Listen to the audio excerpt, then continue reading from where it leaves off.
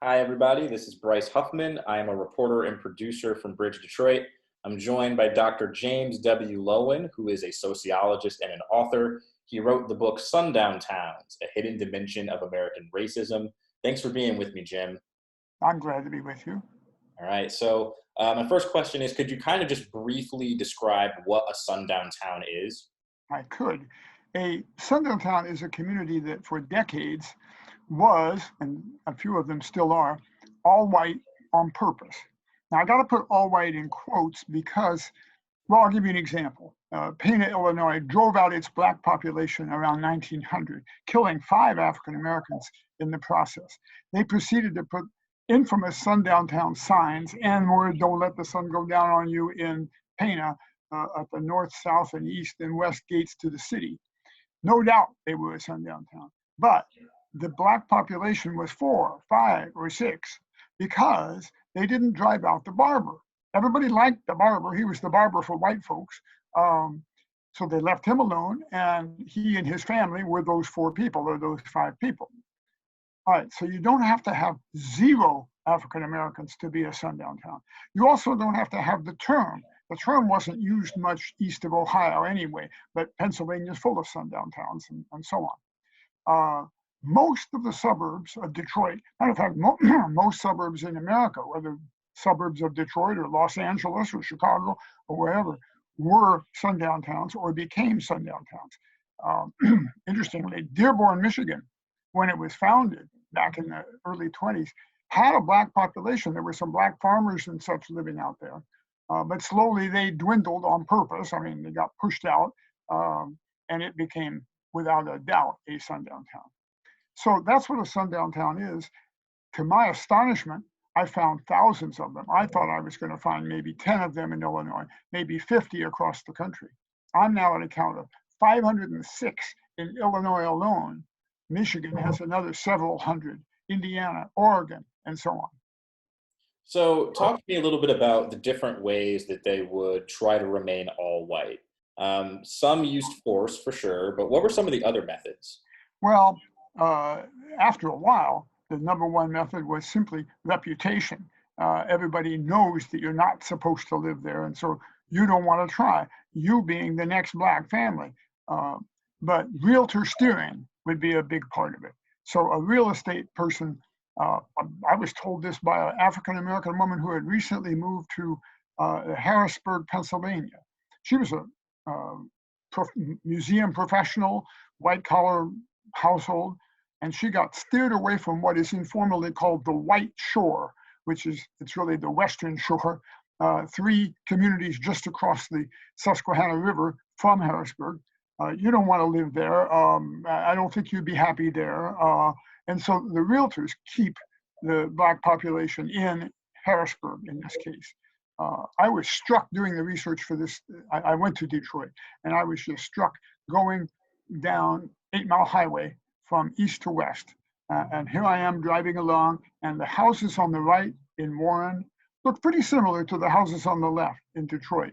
But it shows the power of the line, because the houses on the left were then about 83% black. Now I think it's higher.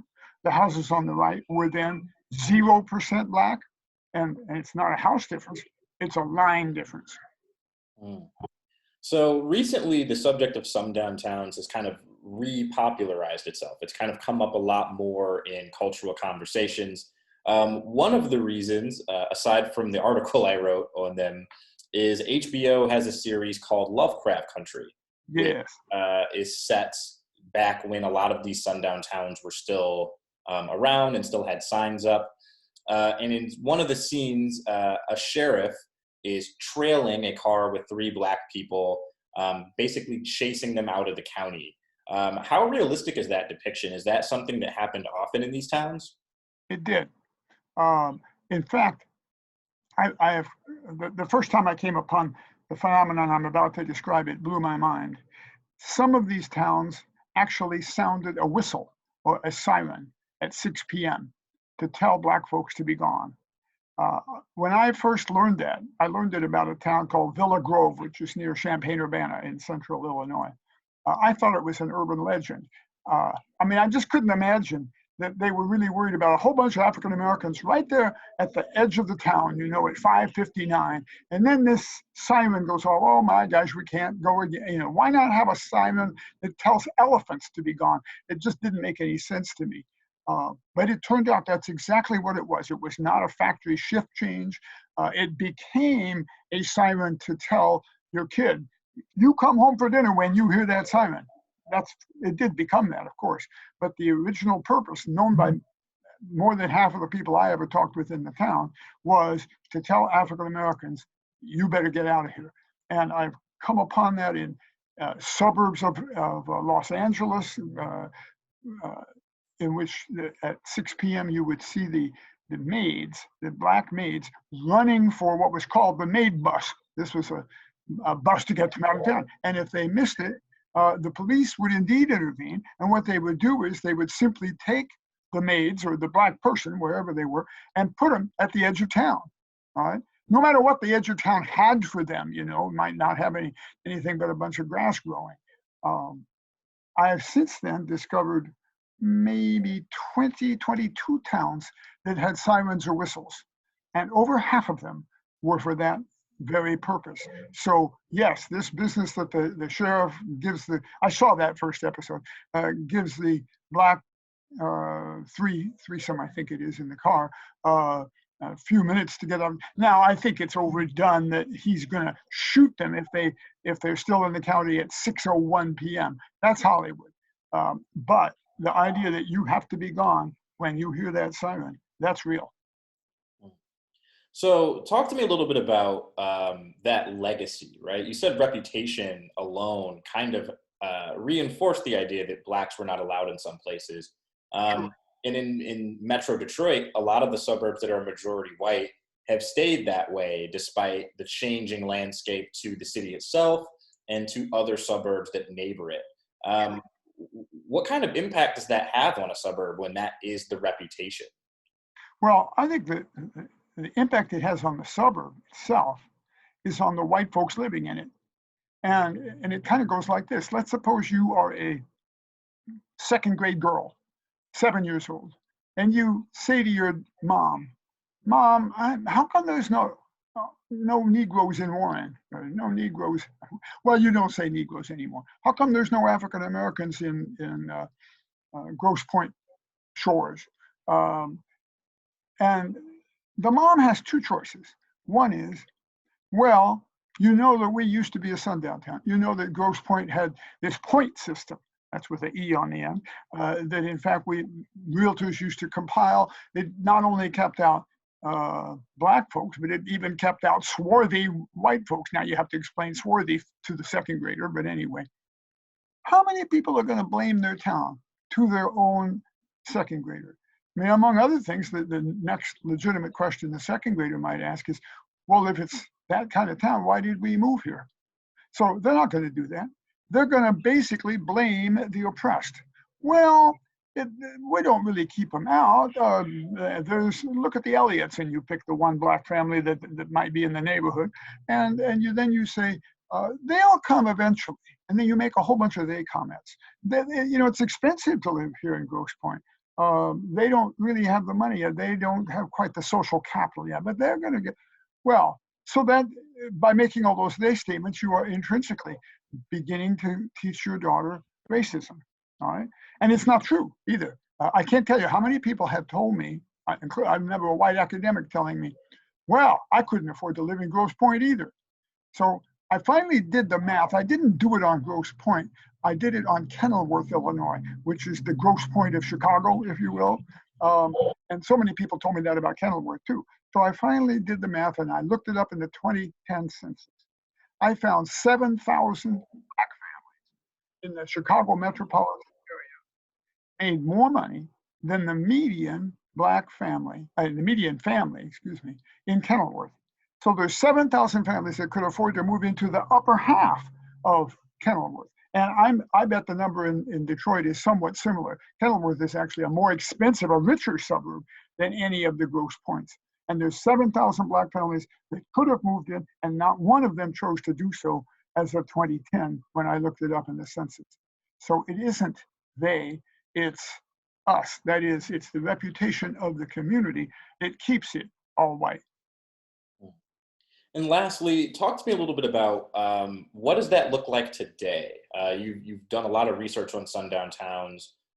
Some of them are, yes, still very largely white, but not all of them. Right. When did that start to change, and why does it look the way it looks now today in a place like Metro Detroit? Like what? In a place like Metro Detroit. Oh, well, it's interesting.